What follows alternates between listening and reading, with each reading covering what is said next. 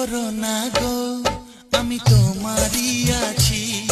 এ জীবন মরণে আমি তোমায় ভালোবাসি।